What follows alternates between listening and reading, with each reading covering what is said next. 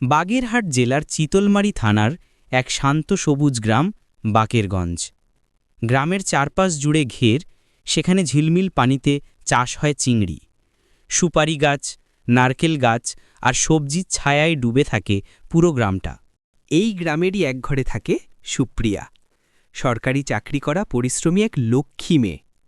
তার ছোট্ট মেয়ের নাম আইরিশ স্নেহা নন্দী। দুষ্টু মিষ্টি হাসি খুশি, তবে ভূতের নাম শুনলে তার ভয়েই কাঁপে। এক রাতে ঝোড়ো বাতাস বইছে। হঠাৎ কুকুরগুলো অদ্ভুতভাবে ঘেউ ঘেউ করতে শুরু করল। সুপ্রিয়া জানালার পাশে দাঁড়িয়ে তাকাতেই দেখতে পেল তাদের বাড়ির আমগাছের ডালে বসে আছে এক ভয়ঙ্কর ছায়া। স্নেহা, মা, তোকে একটা জিনিস দেখাই। ওই গাছটার ডালটা ভালো করে দেখ তো, কে বসে আছে। মা, ওইটা কি ভূত? মা, ও তো পেতনি। সেদিন থেকেই সেই ছায়াটির নাম হয়ে গেল পেতনি। চলো মানুষ, ভাত চাই মা, ভাত খাই না, আমার লাগবে তাজা রক্ত।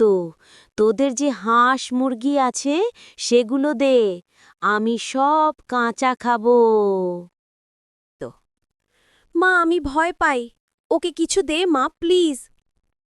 সুপ্রিয়া হাঁস মুরগিগুলো এগিয়ে দিতেই প্রেতনি বিকট হাসিতে সব একে একে কাঁচা খেয়ে ফেলল। তারপর ঝড়ের মতো শব্দ করে মিলিয়ে গেল রাতের অন্ধকারে। গ্রাম জুড়ে রয়ে গেল শুধু গল্প। ছিল কি সত্যি পেতনি, নাকি ছিল চাঁদের আলোয় আমগাছের ছায়া? কেউ জানে না, কিন্তু স্নেহার কাছে এটা আজও সবচেয়ে রহস্যময় আর মজার গল্প।